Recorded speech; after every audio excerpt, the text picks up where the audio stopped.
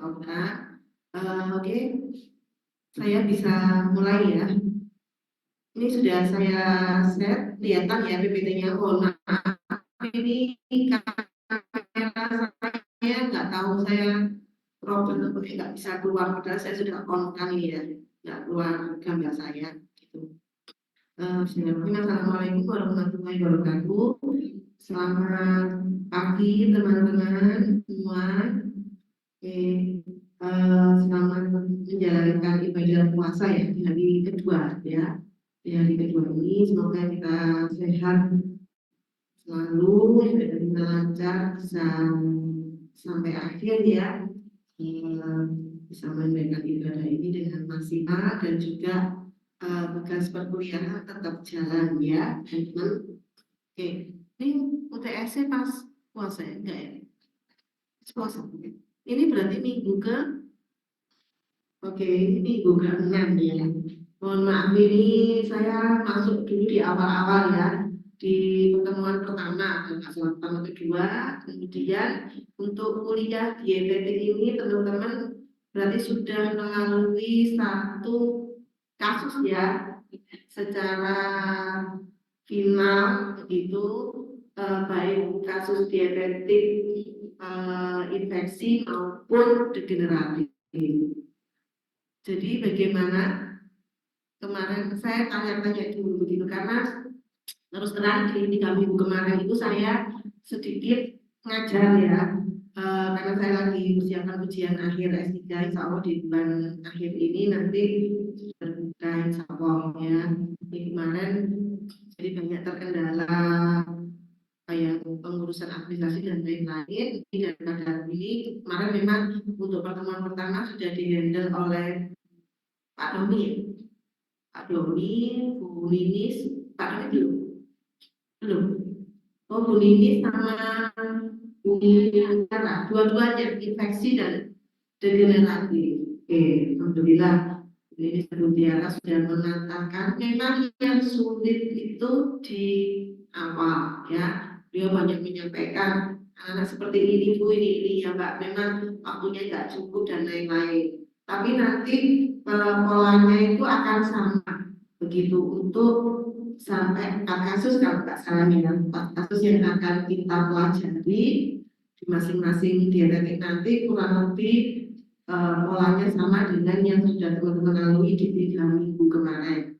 Jadi yang pertama perkuliahan nanti nyambung berarti besok ini hari Kamis ya kita sudah sepakati betul ya hari Kamis jam 9 ya.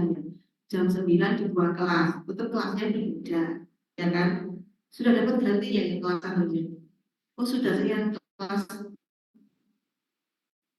kemarin ada yang menghadap saya itu kelas geriatri ya. Sudah diinfokan belum? Kemarin ada BJ-nya Ibu lagi yang menghadap saya. Jadi untuk hari Kamis besok praktikum ya. Jadi teman-teman wajib hadir untuk pertemuan yang pertama untuk kasus kedua ini masing-masing sama di jam 9 sampai jam 11. Nanti ruangannya diinfokan lagi ya di grup. Jadi nanti yang masuk saya dan Bu Atika. Kita sedang mau masuk di mana, tapi saya besok ada ujian dulu jam 8. Semoga sih nggak telat ininya ya. Paling-paling sedikit menurunkan. Nah nanti biasanya kalau di pertemuan pertama kemarin ada kakak tutornya yang masuk ini.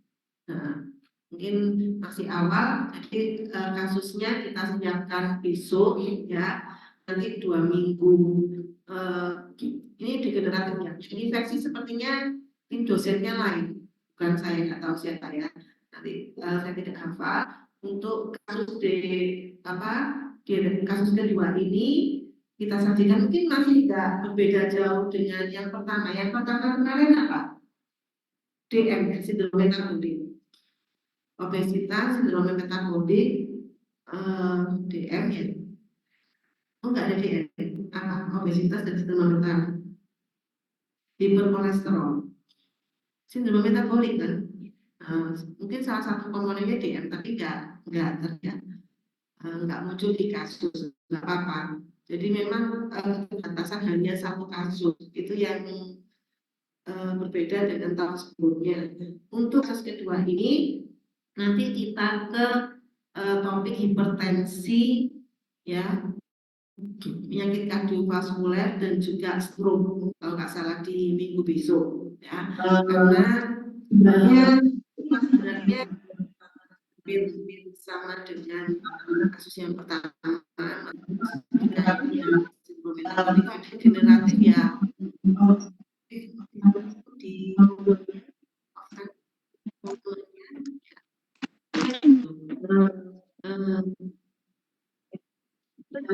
nanti mungkin kita bisa ambil kasus DM, tapi ini rasanya kalau hipertensi, ada kardiovaskuler, ada stroke sudah cukup komplit nanti ya.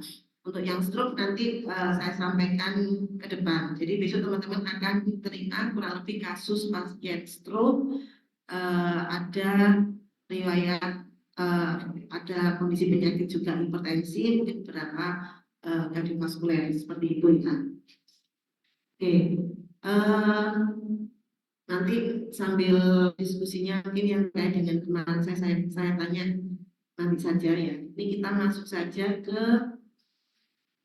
bahasan hipertensi ya. Saya rasa ini bukan hal yang baru, teman-teman juga sudah pelajari di fisiologi, bahkan sudah ada yang presentasi juga kan masing-masing terkait zat gizinya. Nah, harapannya itu tidak ditinggalkan karena nanti kasus hipertensi ini cukup banyak teman-teman temui di rumah sakit, tidak hanya terkait dengan kasus stroke ya, banyak nanti penyakit yang lain menyertai gagal ginjal juga cukup tinggi, kasus apa ini namanya faktornya dari hipertensi, penyakit kanker ya, maupun penyakit-penyakit yang lain. Ini kalau dengan stroke ini erat sekali kaitannya ya. Oke, ini saya sampaikan ya, terkait hipertensi ini selain juga kasusnya namanya banyak ditemui sebagai faktor risiko penyakit degeneratif lainnya ya, topik-topik hipertensi ini juga sering digunakan teman-teman sebagai topik skripsi, tugas akhir ya, karena memang satu keunggulan dari hipertensi itu pengukurannya relatif mudah ya, kemudian tidak menggunakan metode yang invasif seperti pengambilan darah mungkin ya, yang kan agak menakutkan begitu, meskipun ya tidak juga, tapi ada prosedur-prosedur invasif ataupun tidak terlalu ribet seperti mengambil urin ataupun marker-marker yang lain gitu, sehingga cukup dengan alat tensimeter. Nah, tentunya dengan keunggulan itu teman-teman juga harus tahu nanti bagaimana pengukuran yang benar gitu ya, karena dengan alat kemudahan itu bukan berarti seenaknya. Nah, ini kita ke hipertensi nanti apa yang teman-teman temui di lapangan ya. Sebenarnya diagnosis hipertensi itu peningkatan tekanan darah yang merupakan kondisi permasalahan kesehatan serius. Jadi ada penekanan. Jadi bukan hanya tekanan darah meningkat titik, aku hipertensi loh dengan mudahnya misalnya ya.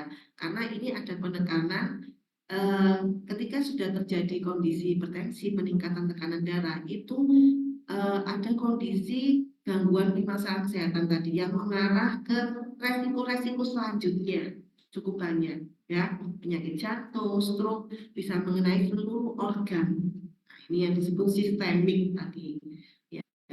Pada proses patofisiologi hipertensi esensial ini tentunya teman-teman juga sudah belajar ada faktor genetik yang tidak bisa ditinggalkan ya, usia, kemudian jenis kelamin, mungkin keturunan, beberapa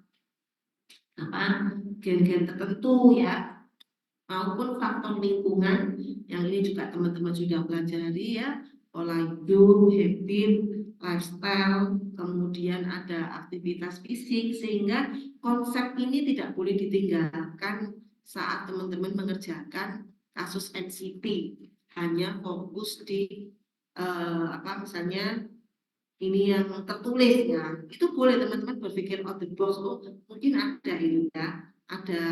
Dan itu nanti keterbatasannya memang hanya pada kasus. Next, untuk teman-teman di lapangan, misalnya magang, tanya langsung ke pasien, itu tidak ada batasan. Jadi sejauh mana pemikiran teman-teman, mau tanya 2 kata ya boleh, mau tanya banyak ini ya boleh gitu kan, tergantung apa yang mau kita ini kan ya. Nah ini di mana nanti teman-teman sudah belajar apa itu arteri vena. Di sini peningkatan tekanan darah. Kalau ada di artikel-artikel mengatakan tekanan darah arteri itu maksudnya ya secara umum hipertensi ini ya. Ini saya lihat ya. Satu yang nanti teman-teman di batasan hipertensi pada saat melakukan assessment itu cut off atau nilai rujukannya cukup banyak, bervariasi ya. Beberapa menggunakan GNC7 yang ini ya. Ini saya lihat di bukunya Azura itu ya. Nah, ini teman-teman perlu updating untuk cut off ya. Kemudian untuk data-data prevalensi. Ini teman-teman nanti semuanya ya ketika mendapatkan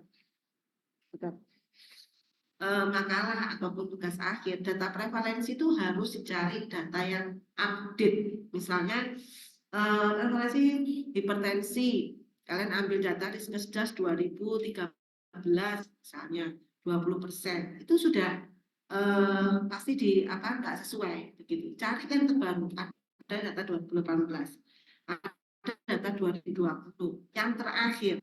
Atau kalau mau menunjukkan itu boleh dua-duanya dipakai, tapi tren. Misalnya melihat, oh dari 2013 ke 18 itu ada peningkatan, ada permasalahan, itu boleh. Tapi bukan data yang lama, gitu ya, prevalensi yang lama. Begitu juga cut off, karena keilmuan itu terus berkembang. Jadi beberapa ini yang saya pelajari karena saya mendalami hipertensi, begitu kemarin studi S3 saya tentang di tempat pada lansia dengan hipertensi ya, itu jadi mau nggak mau ya mendalami akhirnya begitu ya. Jadi cut off ini juga yang sering dipakai JNC7.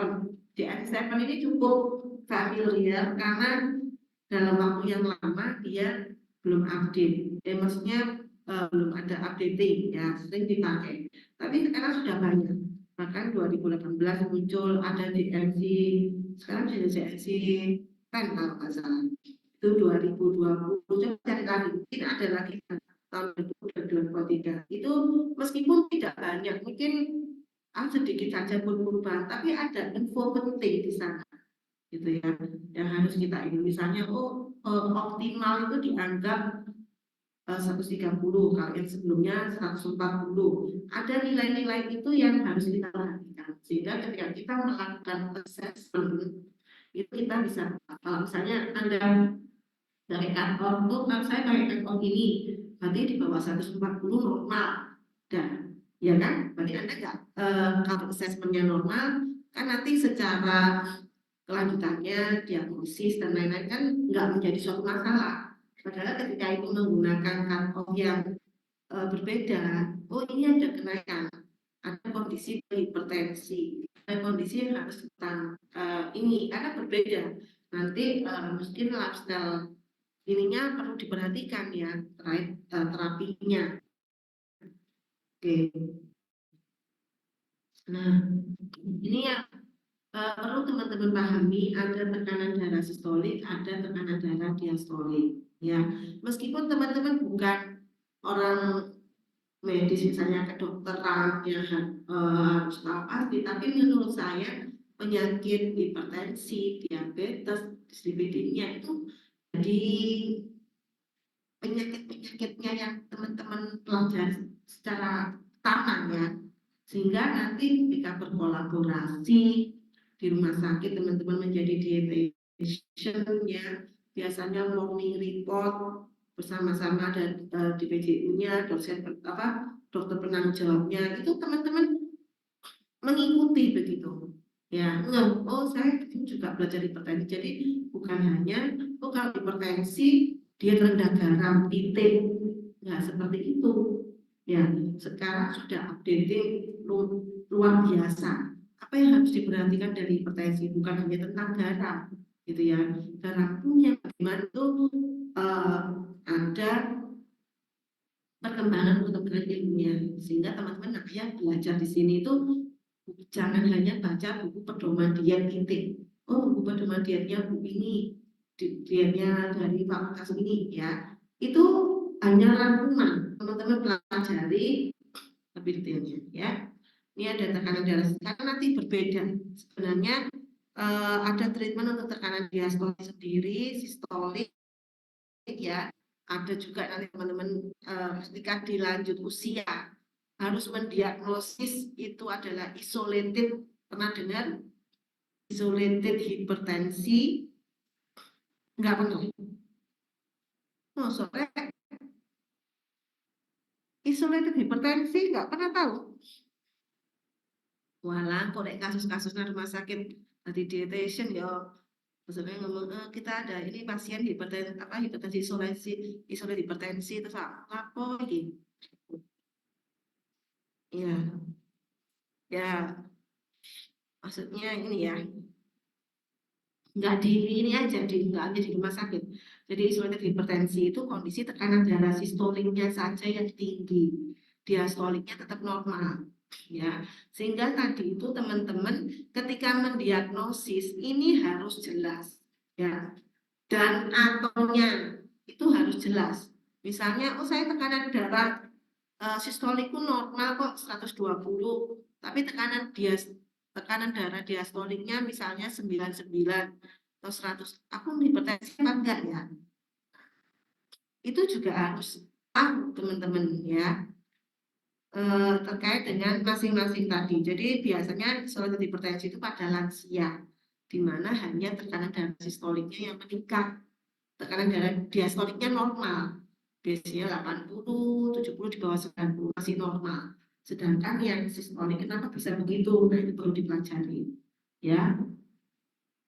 Kemudian ini yang perlu teman-teman tahu, karena ini teori ya saya berikan banyak di teorinya ya. Tentunya semoga nanti teman-teman bisa mengkaitkan dengan apa ini kondisi patofisiologi maupun NCP secara keseluruhan ya. Sehingga ketika teman-teman apa ini mempelajari hipertensi, tekanan darah, kenapa sih kok tekanan darah itu dikaitkan dengan tadi penyakit kardiovaskuler, penyakit ginjal sangat erat ya, dibandingkan mungkin kenapa nggak penyakit kulit atau penyakit mata atau penyakit apa ya, kenapa di kardiovaskuler ginjal? Karena memang kontrol tekanan darah sendiri itu oleh dua sistem organ dalam tubuh kita, yang sistem kardiovaskuler dan sistem ginjal. Ini yang teman-teman nanti. Jadi ada kondisi homeostasis. Misalnya ada kasus-kasus terjadi apa ini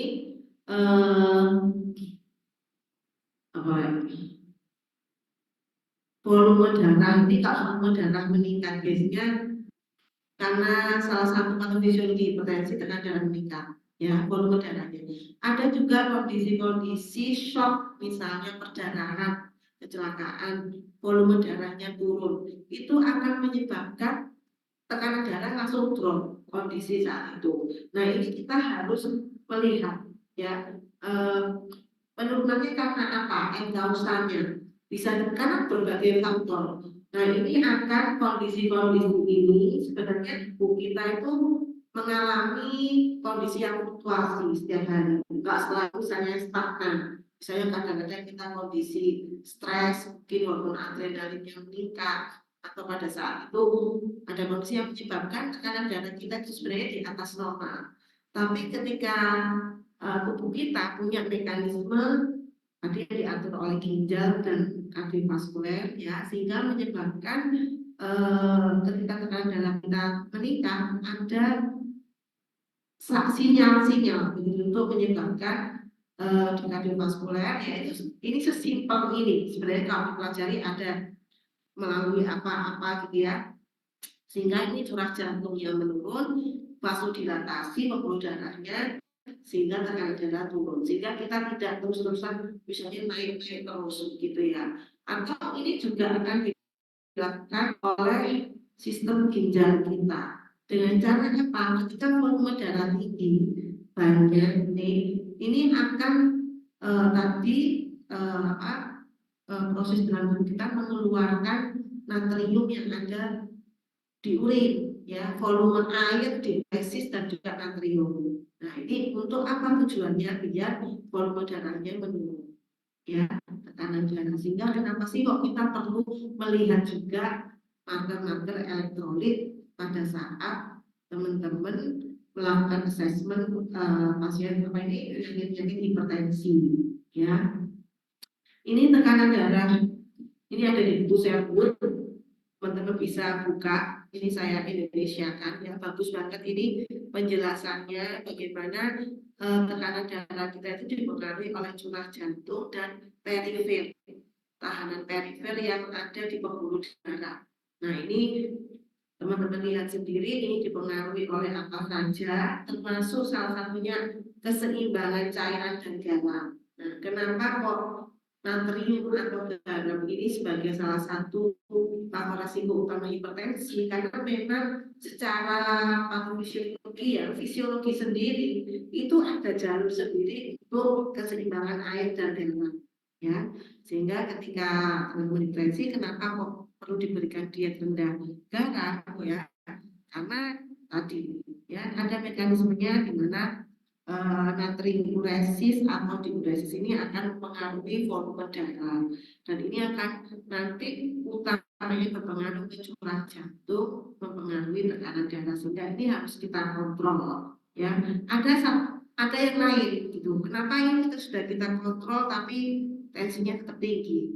Karena memang jalurnya bukan hanya satu, ya, melalui banyak faktor yang lain, ada aktivitas respiratorik sendiri, ya. Kenapa orang yang sesek kok tensinya tinggi, ininya itu ada mekanismenya, ya, sebagai respon. Bahkan aktivitas otot skeletal, misalnya pada saat kita beraktivitas tinggi terus kita cek langsung tensinya, itu pasti tingkat, ya, hipermetrometri. Makanya ketika memeriksa ini tekanan darah itu harus dalam kondisi yang terstandar, harus pasiennya tenang, istirahat minimal.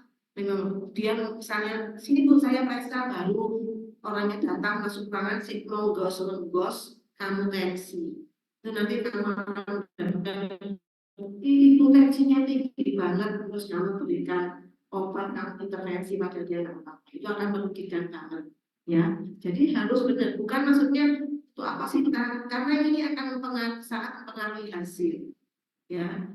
Pasiennya tenang, relaksasi, kemudian posisinya itu juga harus benar. Anda memeriksa duduk, ditaruh di lengan kanan atau kiri, ya, setara dengan itu harus diperhatikan. Ketika posisi tidur, duduk dan lain itu memberikan cut off yang berbeda dengan posisi. Bahkan alat ukurnya itu juga berbeda, ya, misalnya pakai spirometer, pakai digital, ya. Tensi itu luar biasa, itu harus memperhatikan. Gak sesimpel hanya meriksa tensi. Jamnya, waktu itu berbeda, fluktuatif, itu yang harus teman-teman pelajari. Mau periksa pagi, siang, misalnya Anda periksa itu harus sirkadiannya itu dipelajari. Kalau periksa malam, gimana sih kecenderungannya? Misalnya kemarin monitoring ini, misalnya kemarin diperiksa pagi, terus hari ini pasien datangnya sore, ya Bu ini berbeda sekali. Nah, itu udah bukan hasil yang valid gitu, ya. Itu namanya office blood pressure. Nanti ada kalau mau ini ambulatori, misalnya dipasang sehari dulu, itu ada alatnya, itu lebih valid lagi gitu, ya, bisa lihat. Jadi nggak sesimpel hanya mengukur tensi beres gitu, diperhatikan waktunya, kapan, ukurnya, banyak kan, artinya begitu. Itu semua bisa bahkan nanti ini aktivitas simpatis, epinefrin, ya, ya teman-teman kondisi stres ya, stres secara metabolik maupun stres secara psikologis itu akan memberikan dampak. Kenapa kalau kita lagi banyak pikiran lagi kalau hipertensi itu jangan banyak pikir, sering dan begitunya. Ya apa mau hidup nggak mikir? Ya, jangan banyak tekanan yang dibuat itu akan apa ini menstimulasi untuk aktif saraf simpatis untuk bekerja dan itu akan meningkatkan ya penting sekali untuk emosional ini ya jadi kita bisa apa ya ini membalance lah ya istilahnya bagaimana mengatur tubuh kita gitu. Nah ini diagnosis hipertensi ini nanti teman-teman coba saja cari referensinya ya. Ini ada yang GLC7 yang dulu kita pakai normal, pernah hipertensi tingkat 1-2 ya. Karena nanti didiagnosis teman-teman pada saat assessment nggak boleh hanya hipertensi titik. Karena hipertensi 1 dengan hipertensi 2 dengan diagnosis hipertensi itu beda di dalam Anda nanti apa ini prognosisnya. Prognosis itu apa? Prognosis itu apa? Tahu nggak? Coba. Tingkat kesembuhan dan kita bisa lihat pasien ini potensinya orang stroke datang dengan misalnya 210 ya kamu kata 210 sama satunya 140 beda kan? Nah itu harus karena kita mau warning ini ada sesuatu yang nanti kita mau titik beratkan mungkin di diagnosisnya harus ekstrim dianya harus bagaimana atau bahkan di diagnosis untuk intervensi konselingnya ya maunya harus seperti apa penekanannya itu karena memberikan makna yang berbeda bukan hanya sekedar dua orang ini kurang ini aja hipertensi apa ini tingkat 1-2 aja misalnya gitu ya nah, itu kejelian kita bahkan kondisi hipertensi ini perlu nggak obat nanti pasiennya pasti tanya ya apakah cukup dengan ini saya dengan apa karena cukup banyak sekarang functional food terkait dengan hipertensi ya baik itu dari bahan-bahan alami sayur buah rempah-rempah itu sudah cukup banyak sekali ya di apa ini dikenal masyarakat banyak kan misalnya teman-teman seperti itu ya kemudian ini ada kriteria dari ISG nanti cari ya New Weapon ini Society Hypertension 2018 ini membagi high normal tapi tetap sebenarnya hipertensi itu di 140 sampai mulai 140 tapi kondisi kalau di sini kan kurang dari 120 hipertensi ini 100 berapa sama ya 130 ini baru di angka 9 masih normal ya kalau Anda misalnya tensi itu pun nanti ya Bu kalau lansia misalnya Anda dengar oh iya mbahnya misalnya diukur 140 ini nggak apa-apa Mbak kan sudah tua kalau sudah tua ya apa ini umumnya tensinya tinggi sering masuk seperti itu sering ya ya naik muda misalnya oh ya tinggi ini masih usia 20 kok 140 banyak 140 gak apa-apa Mbak kalau usia tua itu jadi itu yang menyampaikan itu teman-teman kesehatan ahli gizi apalagi jangan sampai seperti itu ya kalau ada seperti itu berarti ada cut off yang membedakan usia misalnya oh usia udah segini kalau usia lansia mulai coba dicari ada nggak ya jadi bukan berarti kalau banyak misalnya tensinya 145 oh nggak apa-apa mbak saya nggak apa-apa nek itu normal Anda menyampaikan seperti itu apa konsekuensinya banyak belakangnya justru karena lupa itu dengan kondisi yang resiko tinggi. Kenapa hipertensi meningkat dengan bertambahnya usia?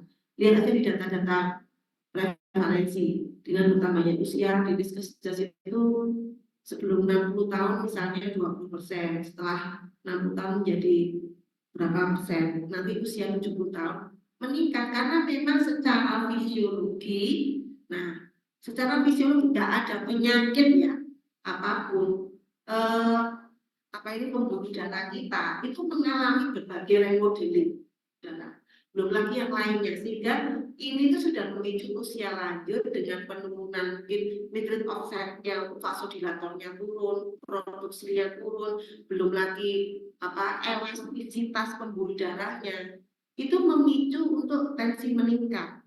Belum lagi biasanya usia lanjut itu hadir berbagai penyakit, ya wis ono hipertensi, ada DM, ada ini tadi complicated jadinya, sehingga semakin memicu, dan ini tak boleh dibiarkan. 150 nggak apa-apa, ya, justru kalau 150 di muda masih bisa dikompensasi. Kalau di usia lanjut itu harus di treatment dengan benar, ya, karena kalau ini lolos, hipertensi itu kayak bom waktu, dia akan lebih lanjut akan mengenai seluruh organ yang tadi yang dikatakan bahwa permasalahan kesehatan yang serius, ya jangan sampai ya kita nggak mau, tapi maksudnya kita bisa nih gitu, ketika kondisi itu harus ada eh, pencegahan utamanya ya. Nah ini untuk metodenya teman-teman nanti pelajari, ada office blood pressure, ambulatori, ini berbeda-beda punya ya kan. Kita lakukan itu yang office sekali ya gitu. Ambulatori itu ada yang dia di sepanjang ada sepanjang malam, itu berbeda. Kalau malam tidur kamu tensi coba ya, nanti orang yang hipertensi jadi normal itu. Misalnya, Mbak saya tensi mau tidur bengi-bengi aku tensi, ya karena nggak tahu, ya kan ya boleh aja saya maunya tensi. Nah itu nggak mendapatkan data yang valid, DE aman itu, ya misalnya. Atau ada yang pakai bahkan di luar itu kita kayak studi-studi ya, itu pakai 24 jam dimonitor full selama 24 jam dilihat fluktuatifnya. Oh ternyata dia trennya ada booster juga. Ini teman-teman cari sendiri aja. Hanya saya menyampaikan ada beberapa metode yang harus kita ketahui juga. Ya, ini yang 2020 kita maafin belum slide.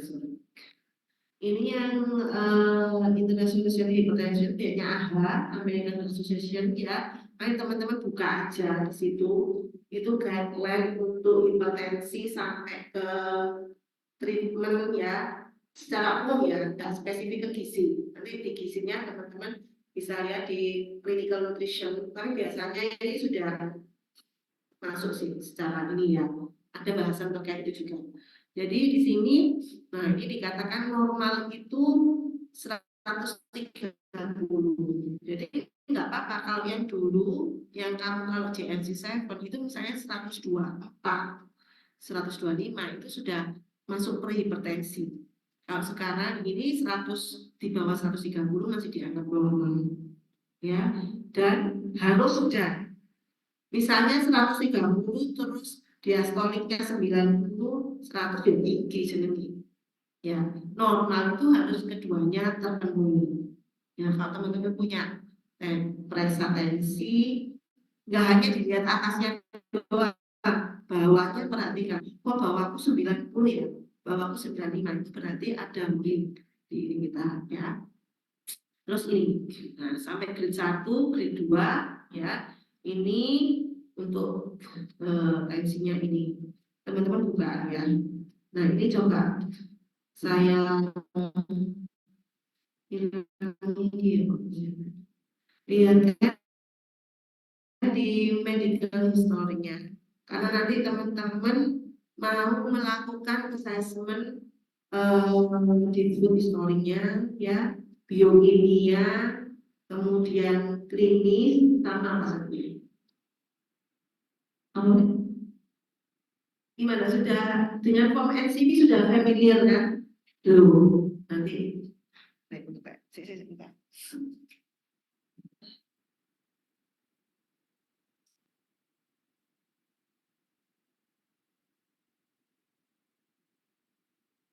Yang bergabung sudah berapa, Rek?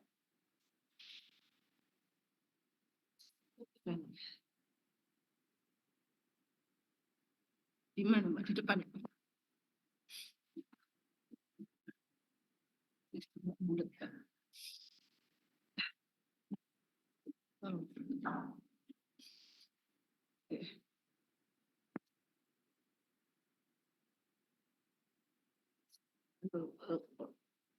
Saya dibuatkan dan oke,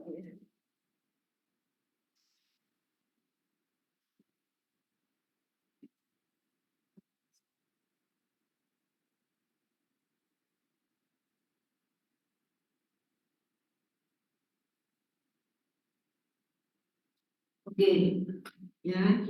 Jadi nanti teman-teman akan mencocokkan kondisi hipertensi ini dengan sign and symptom yang lain yang dimiliki oleh pasien tadi. Ya, apakah ini mendukung nanti untuk diagnosis PKV ataupun yang lainnya. Ya, kita melihat komplikasi-komplikasinya juga.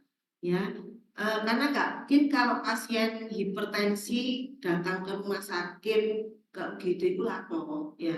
Nek tensi itu saya tensi tinggi, misalnya kecuali tensinya tinggi banget, ya yang dia, ya, tapi kalau ini itu pun kalau BPJS ditolak biasanya, ya nggak bisa, harus terpenuhi. Jadi ada kondisi-kondisi pencetus, misalnya apakah dia jatuh, kalau stroke biasanya jatuh dari kamar mandi, atau pasien tidak sadar, atau ada kelumpuhan, kelemahan, ya tiba-tiba melu, begitu, atau kondisi-kondisi yang lain yang mengancam biasanya akan membawa pasien hipertensi ini ke rumah sakit, ya, sehingga kita perlu juga nanti ini ya, jadi family history, jangan lupa tanyakan riwayat keluarga. Untuk apa sih sebenarnya? Untuk edukasi juga, ya nggak secara langsung kamu akan mentreatment semua keluarganya juga enggak, tapi kita mau lihat, oh memang dia ada faktor genetik yang mungkin itu lebih sulit dilakukan treatment daripada yang ada, ya, karena sudah ada faktor keturunannya. Nah, ketika menanyakan Anda mendapatkan data tekanan darah, hipertensi misalnya, oh ya ini pada waktu diperiksa didapatkan misalnya tekanan darah 160/100 misalnya gitu. Nggak cukup titik, ya, karena Anda harus menggali lebih dalam. Jadi kapan sih pertama? Karena ini Anda mau melihat, karena hipertensi yang terjadi baru 1 tahun, 5 tahun, 10 tahun, atau sejak dia masih muda itu berbeda. Ya, jadi teman-teman gizi itu harus melihat dari aspek secara holistik, jangan hanya fokus makanannya titik begitu ya.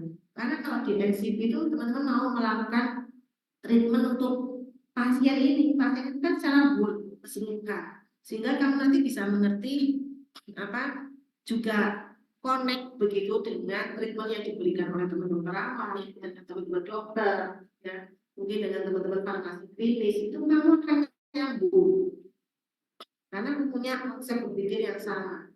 Jadi kita tanyakan hipertensinya sudah sejak kapan?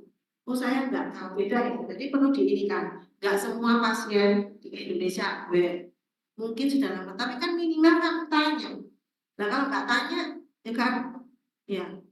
Oh iya Bu, saya sudah lama, misalnya dulu pernah periksa 20 tahun yang lalu. Nah, ya ada yang belum tahu, baru tahu ini, ya berarti tulisan baru tahu. Tapi kita nggak tahu kan ininya. Baru tahu periksa atau nah, misalnya dia sudah lama. Kemudian durasinya tadi, ya kapan, berapa lama. Tekanan darah sebelumnya, itu dipandu kamu di guideline ini tuh dipandu apa saja yang mau ditanyakan. Tekanan darah sebelumnya apakah juga tinggi seperti ini atau baru ini yang melonjak tinggi, itu punya angka yang berbeda. Berarti sekarang kondisi darurat 40 tiba-tiba sekarang misalnya 200, ya. Kemudian riwayat pengobatan, obatnya teratur atau enggak, Ya, nanti karena pas disebut pasien hipertensi itu selain kondisi tekanan darahnya tadi yang ada di cut off ya, juga riwayat konsumsi obat. Misalnya kamu tensi nih, pasien hipertensi, oh ibu normal, nggak darah tinggi kok. Misalnya didapatkan 120 per 80. Nggak bisa kamu bilang pasien ini normal. Ketika kamu nggak tanya, konsumsi obat hipertensi enggak? Iya, saya konsumsi obat anti hipertensi. Ya berarti dia hipertensi, dalam mereka hipertensi mobil. Ya enggak? Orang ini terdiagnosis hipertensi dengan kondisi tekanan darah yang terkontrol gitu. Karena nanti ada kondisi hipertensi yang tidak terkontrol. Dia sudah minum obat tapi ternyata tensinya enggak, masih tinggi, enggak terkontrol, atau memang konsumsi obatnya enggak teratur. Itu yang wajib kita ingatkan. Oh, enggak teratur. Ya saya minum kalau tinggi saja, kalau pas mumpet, kalau pas ini. Nah, tahu obat-obatan yang lain. Ini teman-teman belajar literasi obat makanan yang bisa mencetuskan juga mempengaruhi tekanan darah, ya ada nggak efeknya dan lain-lain lah ini. Terutama itu biasanya kontrasepsi, jangan lupa tanyakan kondisi hamil, kondisi itu fisiologi yang berbeda, ya. Juga kondisi biasanya apa ini atlet, ya, itu punya mekanisme fisiologi normal tapi agak berbeda. Yang itu terkategori normal. Atlet-atlet itu biasanya terkait dengan tekanan darah itu di nadi, ya. Kamu kalau periksa nadinya atlet itu rendah, normalnya kita biasanya 60 sampai 180-an kita sebut nadinya normal. Karena tadi itu termasuk pemeriksaan fisik yang rutin dilakukan, periksa respiratori, periksa nafas, periksa nadi, periksa tensi, ya. Kamu dapatkan banyak bradikardi. Kalau di atas 100 takikardi, ada kelainan. Kamu tanya dulu pekerjaannya apa. Itu sangat penting. Karena kalau pada atlet itu secara fisiologi dia akan berubah. Atlet yang profesional, bukan atlet dadakan yang dia sudah lama menjadi efektif. Jadi dia memompa darah itu kalau kita 80 kali per menit ya, dia cukup 40 kali. Sangat efektif. Tapi bukan kondisi sakit. Tapi kalau dia enggak misalnya biasa-biasa aja aktivitasnya rendah ya, berarti ada sesuatu yang ini ya yang harus diperhatikan, kurangan atau penyakit ya. Kemudian ini Anda tanyakan kalau sudah ada hipertensi, bisa cukup lama, pernah stroke nggak? Mungkin ada orang yang ini disebutnya TIA, ya serangan apa ini biasanya stroke awal. Jadi dia nggak sampai kelumpuhan tapi hipertensi, ya. Jadi kayak serangan jantung dadakan atau stroke yang ringan awal belum sampai kelumpuhan. Itu tak sudah pernah itu TIA ini resiko untuk mendapatkan stroke berikutnya itu sangat besar. Nah ini harus warningnya itu kencang, ya. Riwayat termasuk teman-teman tanyakan riwayat merokok jangan lupa gitu, ya.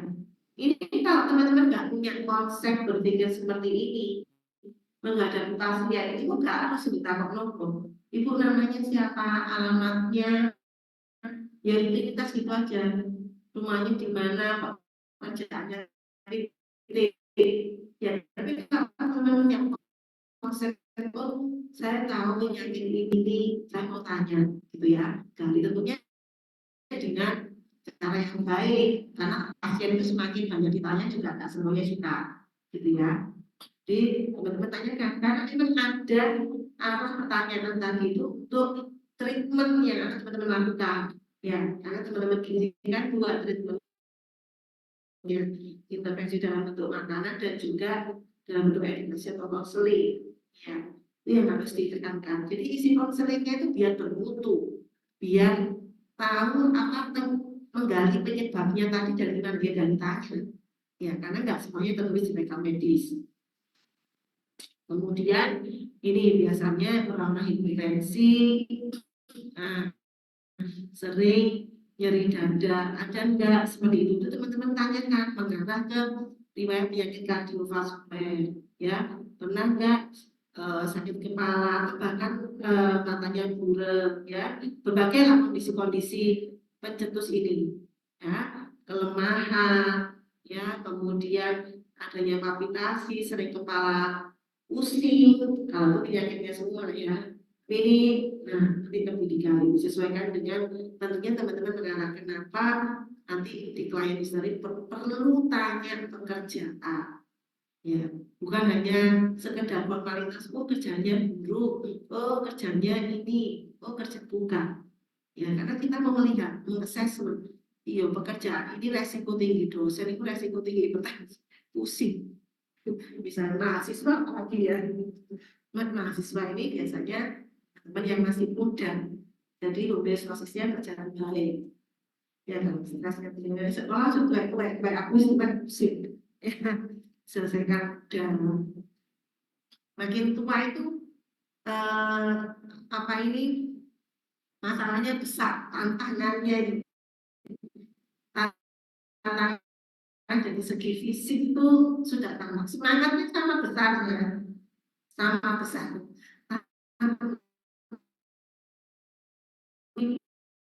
Ini tantangannya beda. Ini sokalean wis gak iso. Ini bisa terlaksana. Oke, dari pemeriksaan fisik nanti ya teman-teman tentunya tadi tanya ritnya, nadinya, periksa ya. Gak hanya mungkin kamu boleh loh nanti NCP itu kalau kamu kerja dietitian di rumah sakit itu kamu mau jadi biasa-biasa aja B, ya mau jadi luar biasa profesional itu tergantung kita. Kamu mau lihat sekedar ini ngomongnya ideal, tapi nanti kenyataannya ketika di lapangan itu kita menjadi seorang profesional itu ternyata nggak mudah, sulit, apalagi itu udah rutinitas, pasiennya banyak, jadi semua nunggu gitu. Ya jadi kayak kerja, saya dulu kerja di, saya pernah baru lulus itu kerja di Puskesmas Mulyorejo, jadi dokter umum, itu ya biasa-biasa, maksudnya gini, beda sama dosen. Dosen itu mungkin kita harus update, mikir kayak gitu ya. Kalau di situ kalau kita enggak ya kayak rutinitas, periksa pasien apa Pak, namanya gini-gini gitu ya. Tapi memang ada tantangannya, misalnya kesulitan tahun ini kan sistem ini ya, ujuk apalagi BPJS ya. Penyakit tinggi, guru diperiksa, misalnya penyakit tinggi gak dilakukan, udah diujuk, ujuk gitu aja. Sehingga sebenarnya kalau kita mau pengembangan keilmuan itu tergantung kita. Tapi pasiennya di puskesmas dulu banyak banget, sehari bisa 60-70 takon-takon kayak gini gak sempat gitu ya. Ya wis skip aja. Nah, ini pentingnya akhirnya ya rutinitas. Maksudnya untuk kepuasan kita mengobati apapun itu tuh berbeda. Ketika kita itu sepenuh hati, terus bisa mengaplikasikan ilmu kita, ya saya tahu ini pasiennya sampai jelas, sampai saya mau bahkan ketika monitoring itu mengikuti saran kita itu luar biasa. Itu yang keberhasilan gitu loh. Bukan hanya rutinitas, karena kalau terjadi instansi rumah sakit dan itu seperti rutinitas akhirnya. Makanya itu tergantung kita bagaimana kita mau mengimprove tadi.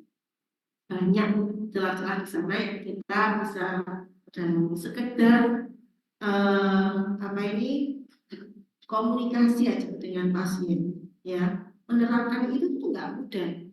Ini teman-teman kalau sekolah ya butuh apa magang pas tapi kalau sudah kerja real kita menerapkan good communication ya. Ada ala itu cerewet, ada coba aja pernah di rumah sakit ya, yang benar-benar angkatannya begini. Sering kadang karena memang yang tadi memang banyak kerjaannya dan itu bukan hanya rutinitas untuk dia bisa, tapi kalau kita menjadikan itu sebagai suatu yang terbaik itu di mana tidak ada tempat seperti itu ya. Jadi ini saya pesankan teman-teman karena nanti setelah ini teman-teman guru bekerja di manapun, sektor apapun, nah, itu ya apa ya kita harus bisa menghargai diri kita sebelum kita nanti mau dianggap orang lain. Itu kita harus jangan mengharapkan aku kok selalu dunia gini ya, nggak usah perhatikan itu akan datang dengan sendirinya ya. Ketika kamu melakukan semuanya itu dengan maksimal, dengan ikhlas, dengan itu tuh hasil yang diberikan itu nggak usah. Kalaupun ada masalah kecil-kecil itu, masalah-masalah itu sebagai pembelajaran diri kita dan baik gitu. Ya, ini mudah dikatakan, mudah banget. Tapi nanti teman-teman tentunya dengan tambah dewasaan, kan real kehidupan itu setelah terus ya kan. Iya, saya kuliah itu sudah terus malah sih banyak kerja di mana, menikah perempuan, apa yang ditanya. Saya masih mahasiswa kok, saya masih sekolah sidangnya. Ya. Nah, itu tapi disiapkan, ya, termasuk pemeriksaan nanti elektrolit, sodium, natrium, kalium kita sudah belajar bagaimana kedua zat gizi ini berperan pada hipertensi, sehingga nanti pada melakukan assessment jangan lupa teman-teman melakukan assessment bukan hanya di makronutrien saja, ya, lakukan assessment pada zat-zat gizi yang merupakan faktor resiko dari penyakit itu. Magnesium mungkin, kalsium juga ada peranannya ke hipertensi, serat mungkin ya. Jadi itu nanti kamu bisa arahnya ketika sudah berpikir di awal situ, kamu akan buat suatu endingnya itu buat menu yang saya bilang itu ada nilainya. Kamu punya functional food ya. Saya kemarin alhamdulillah diberikan pelajaran istri saya menemukan saya temukan ternyata rempah-rempah itu bahan makanan tinggi kalium yang selama ini belum, itu novelty-nya. Jadi selama ini kita hanya lihat kalium itu dari sayur buah, ternyata di bumbu masakan, di rempah-rempah itu tinggi banget dan itu aplikasinya belum banyak. Itu yang waktu saya tahun awal itu baru 2023 ini ada beberapa. Ya, jadi teman-teman bisa lakukan seperti itu. Ya, ada ilmu yang diinikan di menu yang kita buat itu bukan hanya aktivitas kasih sos, kasih, tapi ada itu punya nilai apa ya, nggak bisa dikatakan kayak kepuasan. Oh pasiennya ini apa itu dari bisa juga belajar dari metodenya, dari treatment apa sebaiknya dikukus ya atau di boil ya atau di ini ya. Ya, jadi sebaiknya kalau nilai gizinya banyak yang hilang ini kalau direbus misalnya. Jadi gimana caranya kita ikutkan kuahnya, kita inikan, ya karena kita belajar gizi itu nggak hanya ini tinggi serat, enggak, tapi bagaimana nanti yang penting kan dia asuh di kita prosesnya itu, ya. Nah, yang normal saja kondisi kita normal dari proses apa enggak makanan kemudian pengolahan yang tidak tepat itu masuknya sudah banyak berkurang. Apalagi yang teman-teman hadapi ini adalah kondisi pasien dengan kehadiran berbagai penyakit yang itu tentunya ada jalur-jalur yang mungkin proses absorpsinya berkurang, mungkin dia konsumsi obat ini yang mengganggu penyerapan itu ada rancang di nutri survei pasien itu ya rancang itu, oh ini bu energinya misalnya bisa jadi turunnya separuhnya atau bisa berbahaya ya, ya kan kita harus memperhatikan itu semua. Jadi bagaimana kondisinya kita sadar dari pasien ini ada penyakit gangguan ya kita harus berikan dalam kondisi yang densitas nutriennya tinggi, gimana caranya? Itu belajar. Ya, jadi ada seninya tadi. Ini urin tes ya, dan lain-lain dari EKG, kalau dia fungsi jantung. Nanti teman-teman bisa baca di situ berbagai teknik-teknik tambahan ekokardiografi ya, kemudian MRI ya, dan lain-lain ini. Ada bahkan Anda lihat nanti pembahasan serum amil kreatinin ya, ini juga menjadi sangat penting. Asam urat itu berkontribusi penting untuk pasien hipertensi dan kardiovaskular ini. Nah, ini kenapa teman-teman yang online masih mendengarkan ya? Oke, ini mungkin kita lebih nanti membahas ke kardiovaskuler ya. Kita tahu faktor resiko utamanya dari kardiovaskular ini adalah hipertensi, dikatakan lebih dari 50%. Karena hipertensi itu yang di tekanan darah, yang terjadi di pembuluh darah, sehingga memang nanti dampaknya ya ke vaskuler ini secara nggak langsung. KDM kan mungkin ke insulin, resistensi, meskipun nanti arahnya juga ke sana, tapi tidak secara langsung seperti hipertensi. Dikatakan kayak diabetes sampai 20%, ya. Kemudian dislipidemia, overweight sampai 40%, metabolic syndrome juga, ya, dan berbagai habit ini. Nah, ini tentunya dengan kehadiran satu atau lebih faktor resiko kardiovaskular ini akan meningkatkan resiko-resiko dari penyakit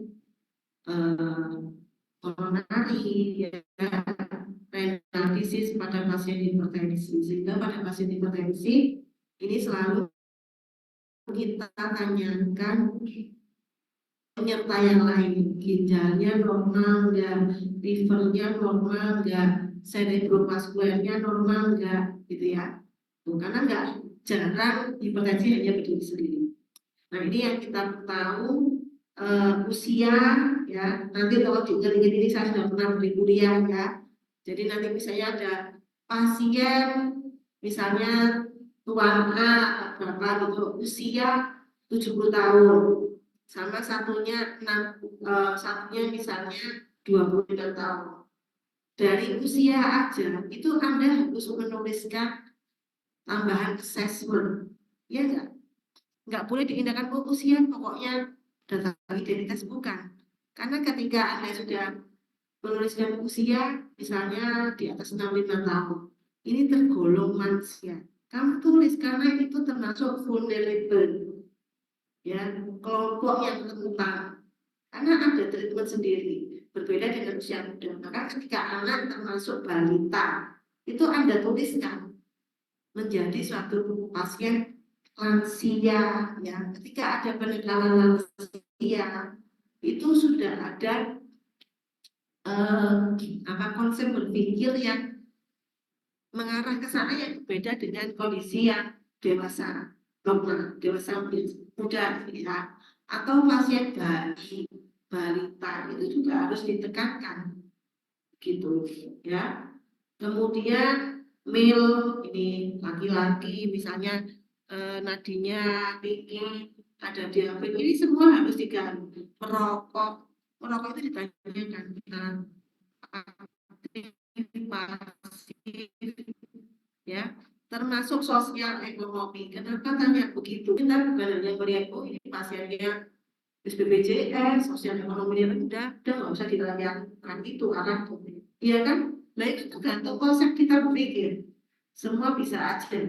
Oh, ini pasiennya ini, nanti mungkin kita bisa dapat tips dapat ini.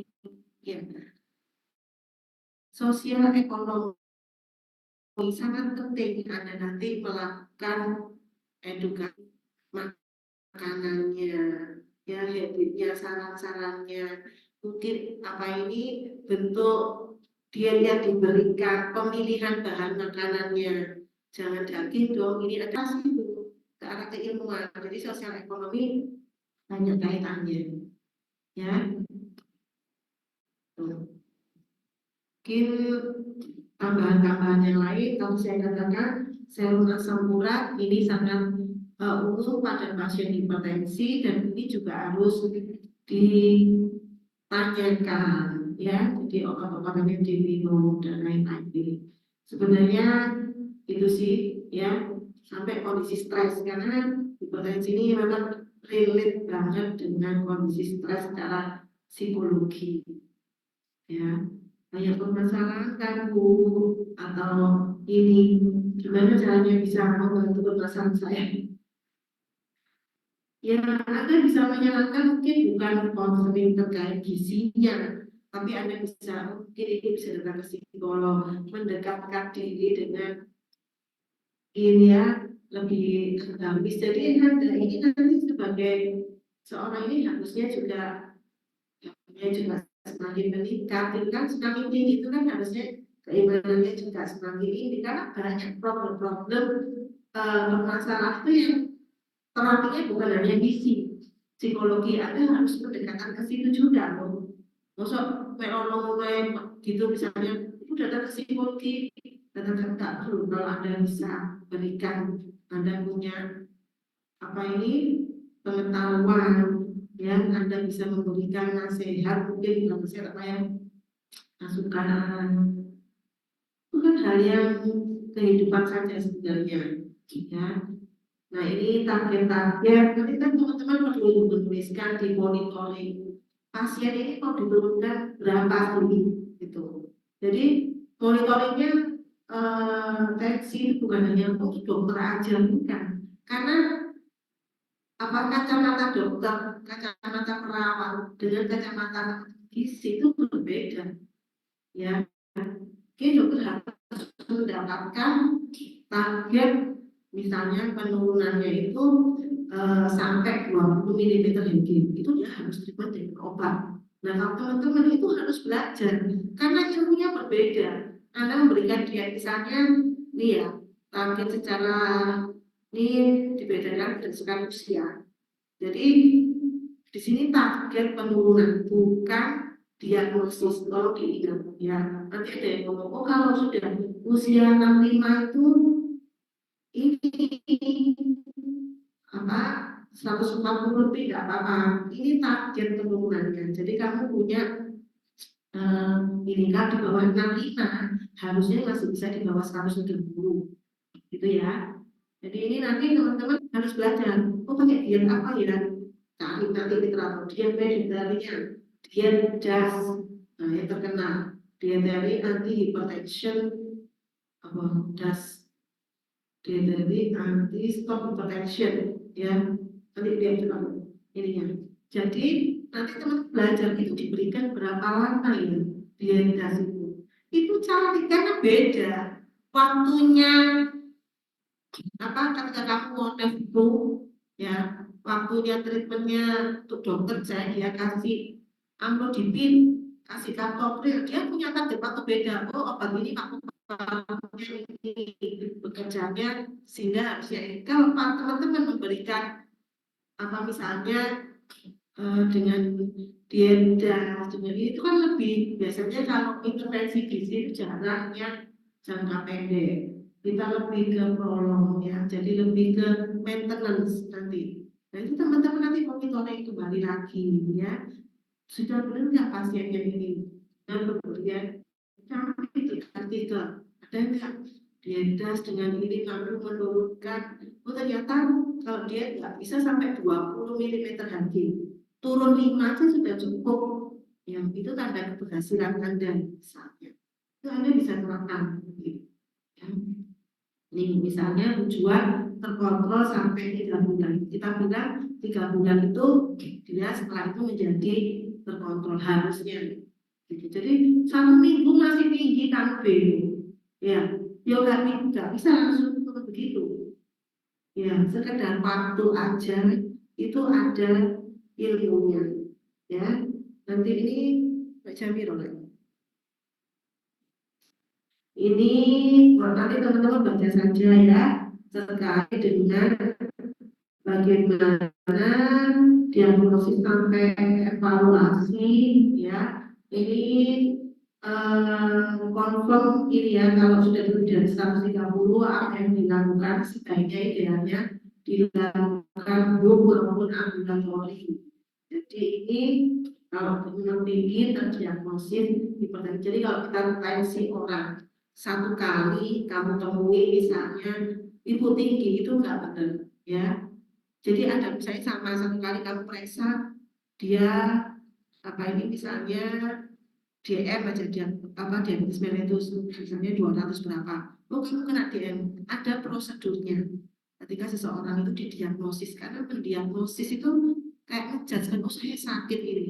Karena kondisi tertentu bisa terjadi lonjakan, ya DM yang itu bukan karena penyakit, sebenarnya itu hilang dengan ketika penyebabnya di ini kan ada penyebabnya tadi misalnya stres berat atau kondisi tertentu ya pada misalnya hamil itu sering terjadi diabetes gestasional itu bukan DM itu maling lalu DM normal kene ya tapi itu tetap resiko selama kehamilan sehingga harus ditreatment benar selama kehamilan tapi nanti coba lihat ketika dia selesai melahirkan menjadi normal ya jadi itu yang harus ditegakkan jadi tidak langsung kita menjudge seseorang satu kali pemeriksaan langsung tinggi dan lain-lain ya perlu pengulangan misalnya ini sampai ke treatmentnya nah ini mulai grade 1 ya lifestyle intervention coba teman-teman lihat stop smoking ini lengkap banget katanya ya stop smoking regular exercise lose weight salt reduction salt ini masuk di sini ya healthy diet and drinks lower alcohol intake lower stress reduce exposure to air pollution bahkan sampai polusi-polusi udara itu harus dikurangi. Mungkin beberapa penelitian terakhir mengkaitkan kondisi polusi ya udara dengan ini terhadap kejadian hipertensi. Ini terapinya mungkin ini lebih spesifik. Ada membedakan ternyata responnya pada pasien kulit hitam dan tidak ya. Monitoring ini targetnya 130-80 individual for elderly ini kalau elderly kita perlu kerja sendiri berdasarkan priority-nya ya nanti targetnya penting itu adalah long term adherence jadi dia patuh dalam jangka panjang bagaimana ini ya apa ya memotivasi orang agar dia itu patuh itu aja patuh semuanya patuh konsumsi obat patuh dietnya patuh ininya ya sehingga tadi yang tujuan teman-teman lifestyle intervention itu bisa kita kendalikan kalaupun ada kejadian di luar itu karena kita kan nggak bisa juga mengontrol tubuh kita ya mungkin ada kondisi penyakit yang ya yang itu menyebabkan lonjakan nah, itu ya sudah minimal dari lifestyle intervention-nya kita sudah lakukan treatment dengan baik ya nah, ini salt reduction ini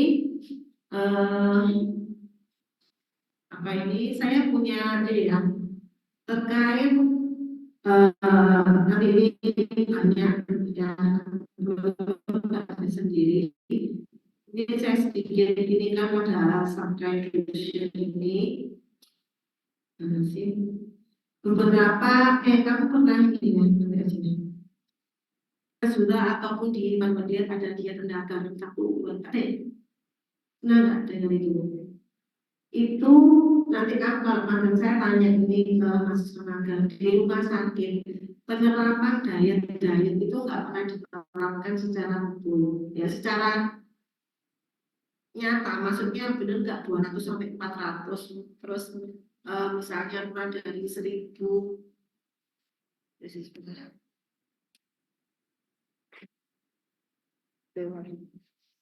karena apa ya berapa anjuran dalam konsumsinya berapa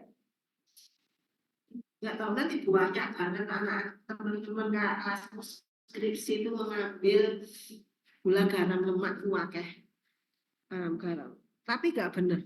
Maksudnya kelihatan teorinya nggak paham gitu. Maksud saya berapa anjuran garam? Nunggu ada isi kudu perlu di luar alay pas semua. Kalau sudah lulus gula berapa garam itu gula garam loh, belum gizi yang lain berapa garam?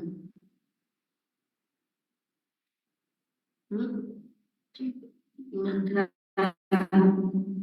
1 sendok teh.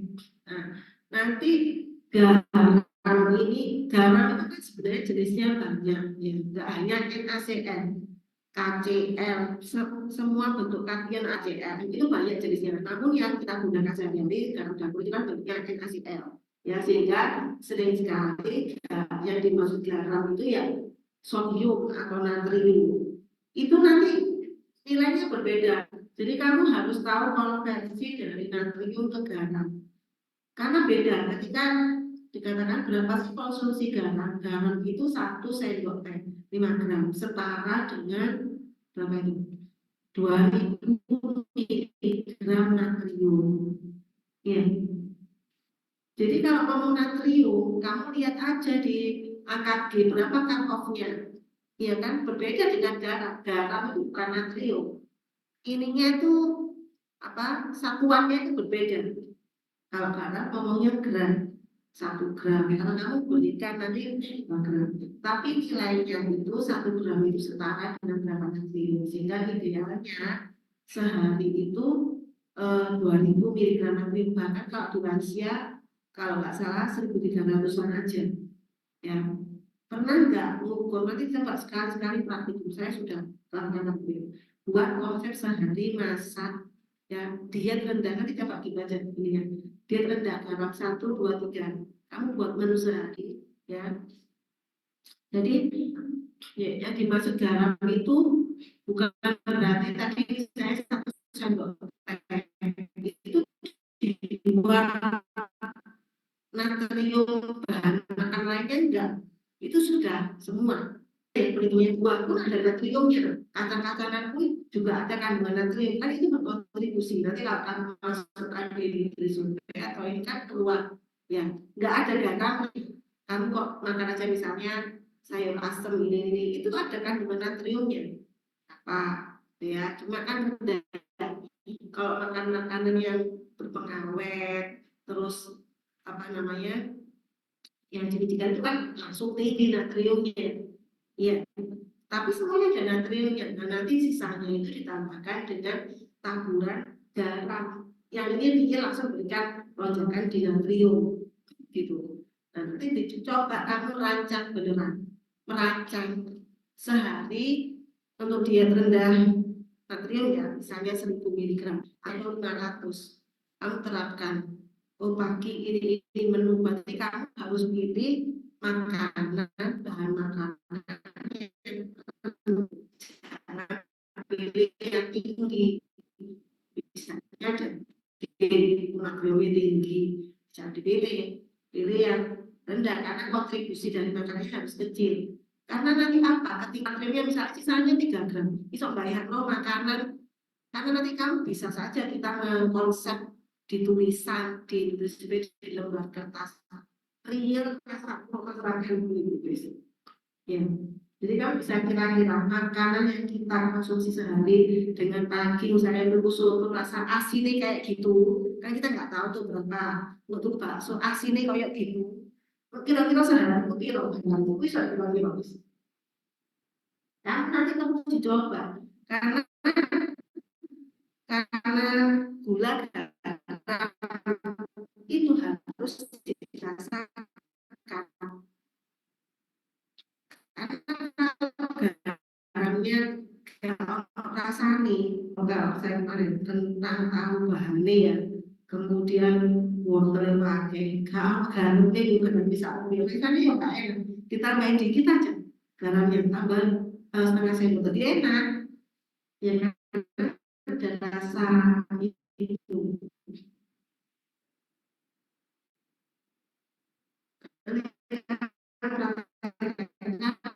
Di rumah sakit tidak ada yang makan tambahan garam benar-benar sehari ya kurang lebih dikurangi gitu aja ya, kurangi. Nah dikuranginya juga nggak tahu seberapa untuk tampilnya itu bisa masuk di topik skripsi juga bisa, trial eksperimen tambahkan itu bisa ya. Ini yang kurang lebih gitu bisa membayangkan maksud saya. Jadi kalau kita bisa merasakan oh anjurannya 1 sendok teh garam dalam sehari itu bisa masakan sak seleke uang tidak ini berarti ada yang merasa makan itu apalagi masak sendiri itu kan ceplok tuh kayak nasi tak boleh nasi tak boleh gitu aja. Dan maksudnya saya kadang ini merenungkan rekomendasi itu real atau enggak sih di kongkong saat kuno ibu iso enggak diterapkan nyatanya gitu aja harus dapat kita kaget bilang saya itu 1.300 piro itu pokoknya mbak wis iki makanan ini aja kabut atau yang mana ya wis ini aja setiap sebagai brainstorming ya. Ini tata laksana pertama gaya hidup. Nah ini yang semuanya coba lihat ya di fase apapun dari tekanan darahnya itu awal adalah lifestyle aktivis. Jadi semua harus menerapkan gaya hidup ini. Mau dia ketiga, mau kedua, sehingga teman-teman nanti wajib utamanya memberikan konseling edukasi kayak gitu ya. Kalau ini apakah perlu treatment, perlu obat, bagaimana kelanjutannya itu ada guideline-nya masing-masing ya. Ini sudah ini yang kemarin teman-teman patofisiologi hipertensi mungkin nanti bisa dimasukkan terkait dengan kenapa bisa meningkatkan volume darah ya. Ini apa ini ginjal jadi tubular renal ini ya. Hipertensi itu ketika apa ini kanal-kanal natrium yang ada di membran ginjal itu menjadi terbuka sehingga volume darah meningkat kurang lebih begitulah banyak ya. Ini yang terjadi di ginjal, kemudian ini yang terjadi di pembuluh darah. Apa yang terjadi kalau natrium sehingga natrium kalium itu sebenarnya tidak bisa dipisahkan ya. Umumnya bahan makanan yang tinggi kalium itu selalu kontraproduktif, selalu natriumnya rendah. Sebaliknya kalau natriumnya tinggi, kaliumnya rendah. Kayak buah-buahan itu tinggi kalium, natriumnya rendah. Ya, kenapa? Karena natrium dan kalium ini kerjanya bersamaan. NAK, ATP ase, dimanapun itu harus balance. Ya, sehingga otomatis kayak kemarin memberikan ini ya apa treatment apa itu yang melihat kalium dan natriumnya ini di sistem saraf pusat kerjanya seperti apa ya. Bahkan kondisi hipertensi itu juga terkait dengan kondisi stres oksidatif lewat jalur mana ada loh mekanismenya. ROS itu menyebabkan remodeling pembuluh darah, proliferasi, inflamasi, kontraksi ya. Jadi sumber-sumber ROS misalnya teman-teman ada dasarnya mau memberikan functional food karena memang di pasien ini ROS jadi ada dasarnya kenapa memberikan functional food karena saya dari patofisiologi yang kamu tuliskan itu harus ada jalurnya stres oksidatif. Kenapa kok bisa stres oksidatif? Mungkin pemicunya mungkin pasiennya merokok, mungkin ada penyakit ini yang meneruskan ROS sehingga kita nanti perlu memberikan tambahan misalnya vitamin C, vitamin E. Nah itu harus linear di assessment muncul ya, di patofisiologinya muncul, di diagnosisnya juga harus ada sehingga intervensinya menambahkan itu kalau sudah terkonsep dari awal itu otomatis gampang dietetik itu kamu nggak usah belajar ujian lisan. Kalau kamu tahu konsepnya dan paham, di ujian apapun itu bisa jawab. Karena kamu terlihat kita nggak ngerti ya. Harus dari apa konsepnya awal, kok konsepnya begini, saya harus sebelum saya menentukan kamu melakukan proses apa interview kan. Kalau kamu sudah ini itu kliennya akan mengikuti. Ya, tapi memang butuh proses belajar itu sih. Ya, nggak semudah langsung bisa tidak. Nah, itu yang bagus teman-teman. Proses semakin sering berlatih kasus-kasus, semakin sering menghadapi pasien itu nanti otomatis akan ini. Ya, kemudian juga terkait yang kemarin teman-teman sudah bahas jalur renin angiotensin aldosterone. Nah, ini melewati apa saja ini? Ini ada jalurnya Nas. Ya. Kemarin di penelitian saya salah satunya melihat kanker aldosteron. Luar biasa berbeda dengan konsep aldosteron yang dibahas ya. Yang umumnya ini memicu hipertensi atau sebenarnya ini sebagai homeostasis. Kalau tekanan darah turun, kelas ini harus bekerja agar kembali normal. Tapi nanti dari banyak studi, aldosteron yang berlebihan itu akan memicu berbagai kerusakan dan terjadi hipertensi. Nyatanya yang kita memberikan dia tinggi kalium untuk rempah-rempah itu nanti justru akan meningkatkan aldosteron yang akan di mekanismenya justru menurunkan tekanan darah, bukan lewat jantung ini. Ya, kita belajar menemukan suatu teori dan itu sangat ini banget ya. Dan itu akan diapresiasi. Oh iya benar. Itu melalui mekanisme yang mana? Ketika peningkatan aldosteron, ketika kita memberikan diet tinggi kalium rendah natrium itu justru menurunkan, bukan melalui jalur lasmi. Kenapa bisa begitu? Itu yang pelajari ya. Nah ini yang kemarin saya ini kan ya. Ini yang lama itu WHO mengajukan 6 gram, 5 sampai 6 gram. Kalau 5 ini 2000 miligram natrium. Ya ini loh, kamu bisa ini. Ada pasien edem asites hipertensi berat. Karena begini, teman-teman juga harus memperbanyak literatur ya, update keilmuan. Ternyata pemberian diet rendah natrium yang ekstrim itu juga ternyata meningkatkan mortalitas, tidak lebih baik dibandingkan yang tinggi. Melebihi itu jelas berini dulu, tapi kurang ya dikatakan di banyak artikel. Ketika defisiensi natrium itu justru menyebabkan mortalitas meningkat. Nah ini yang harus diperhatikan. Dari studi itu kita ada updating sehingga sebenarnya tubuh kita juga secara fisiologis butuh ya kan, butuh natrium. Kita tahu juga fungsi natrium dalam tubuh. Jadi restriksi pun juga harus diperhatikan. Ya, nih misalnya nanti teman-teman belajar aja dari diet-diet itu, ya. Ini kita akan diagnosis, kita aja tadi assessment dari banyak hipertensi yang complicated tadi, ya. Ini assessment diagnosis saya rasa diagnosis itu nggak ada sesuatu yang pasti betul kan enggak ya. Semuanya NCP ini proses ini. Jadi nyatanya juga banyak yang belum sesuai juga sih ya teman-teman ini. Belajar. Intinya itu ya.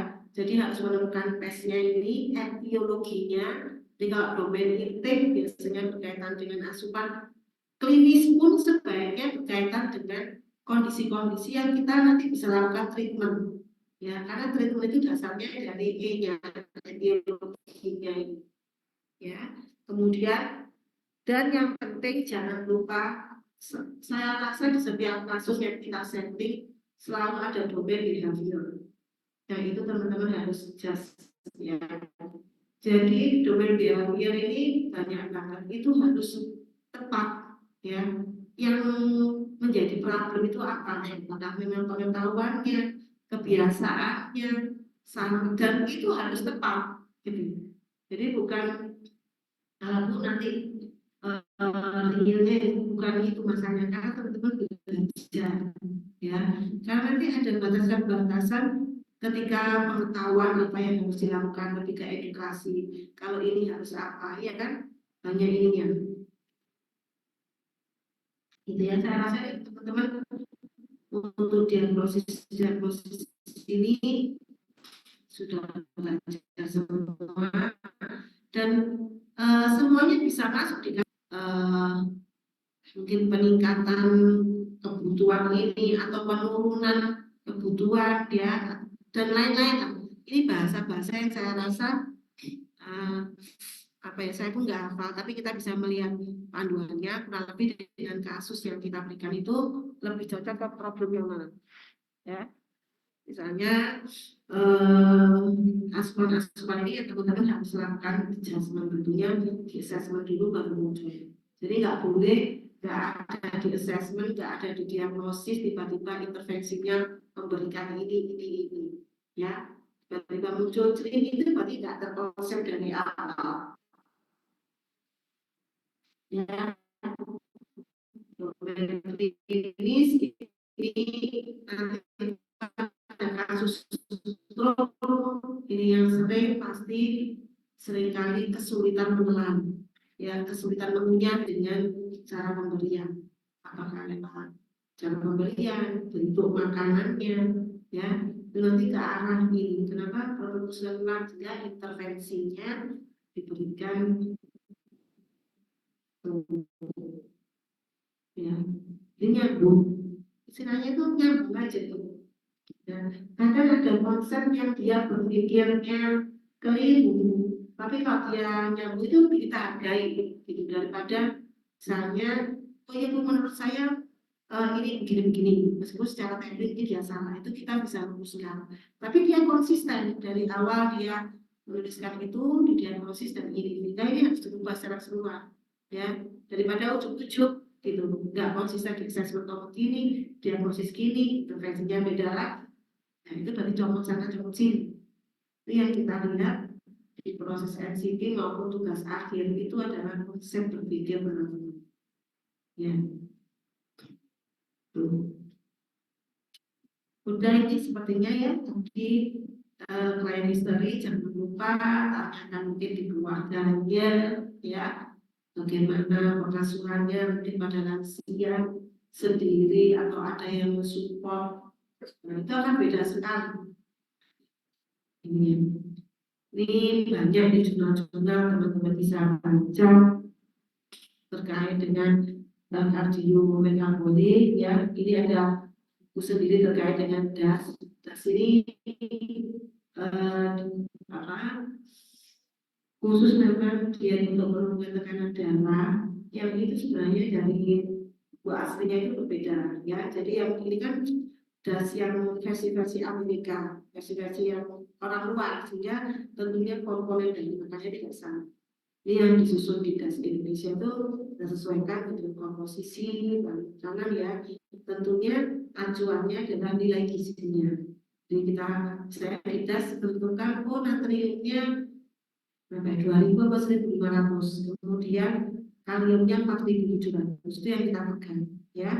Kemudian mungkin dengan tambahan lain tidak kayak sayur buah, rendah lemak jenuh, ya itu kita ikuti gitu ya, dengan komponen makanan yang sesuai dengan isi. Mungkin itu sih dari saya, punya dia vegetarian. Kayaknya kalau vegetarian lebih ke metabolic syndrome, meskipun juga bisa digunakan untuk kardiovaskuler ya, karena itu. Oke, ini tersisa berapa menit? Silakan kalau ada yang tanya.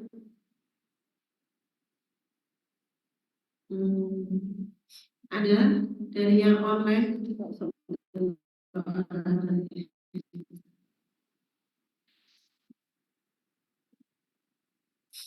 Ada?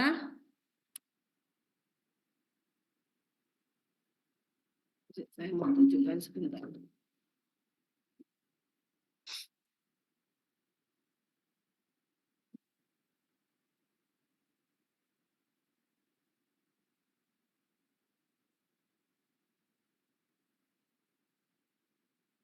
Ada teman-teman? Nggak ada.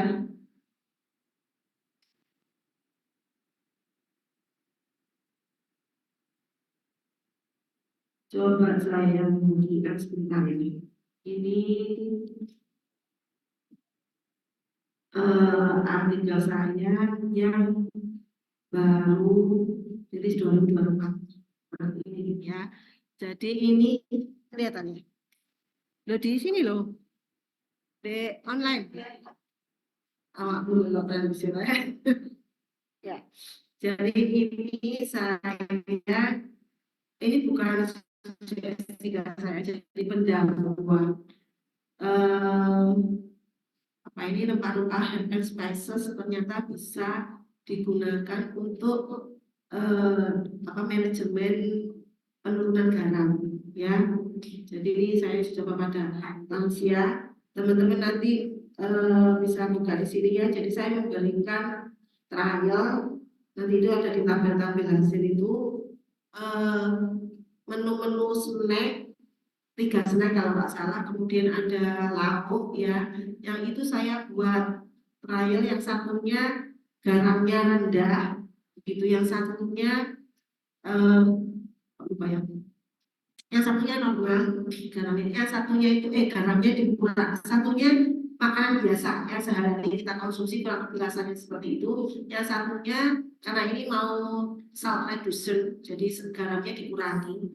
Yang terakhir, yang formula ketiga itu garam dikurangi, tapi saya tambahkan rempah di bumbu-bumbunya. Misalnya ada ini saya tuliskan jelasnya, misalnya ditambahkan bawang putihnya, kemudian apa ini daun bawang dan lain-lain. Itu ternyata penambahan rempah itu bisa meningkatkan rasa. Ya, jadinya yang formula yang garamnya dikurangi itu banyak yang nggak suka, memang rasanya kurang diterima. Tapi ketika ditambahkan rempah dengan garam tetap kecil sedikit, ternyata itu diterima gitu ya. Meskipun banyak juga yang ternyata yang lebih disuka itu tetap yang garamnya tinggi, hanya begitu ya. Karena nanti di rempah dan ini itu nggak bisa kita meningkatkan sebanyak mungkin karena akan terkendala dengan base. Misalnya ketika kita menambahkan apa ini merica, itu kan akan bagus sih kalau semakin banyak kalorinya tinggi ya, tapi kan nggak iso kan dimakan terlalu pedas terlalu ini. Jadi kita harus sesuaikan. Ada standar kelemahannya begitu kita memberikan ini akan bisa dirasakan. Kayak saya memberikan intervensi, misalnya memberikan apa ini teh herbal ya dari apa ini jahe merah, kayu manis, cengkeh ya. Kemudian ada beberapa tambahan lainnya. Nah itu ketika itu ditingkatkan, misalnya mau dapat ini biar bermanfaat itu memang harusnya jahe merahnya banyak, pilihnya banyak. Tapi ketika pada batas tertentu itu nggak akan bisa diterima. Ya kan? Kamu pernah konsumsi misalnya sama pedas sekali saat ini kan malah banyak efek samping, sehingga itu kita kemarin kasih lama air ini ya mungkin sedikit gambaran. Saya teman-teman itu bisa improvisasi banyak ya di topik-topik diet di ini tuh banyak yang bisa ya. Misalnya nilainya kemarin masuk di sortir ya jumlahnya ini sehingga ini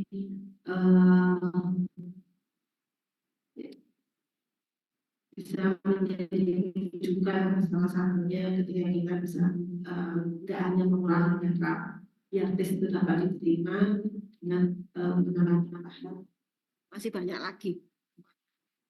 Oke, dari sini teman-teman kalau sudah tidak ada pertanyaan mungkin bisa kita akhiri ya. Oke, kita ketemu kembali besok ya, di jam itu. Ini saya belum sebuah kasusnya sudah tapi belum disesuaikan secara ini ya. Nanti saya ulang agar teman-teman bisa mendapatkan banyak pembelajaran di sana. Oke, Saya ada ini satu buku ini tentang saya buat peran dalam pada kesehatan. Di sini dari aspek sampai klinis. Jadi ini memang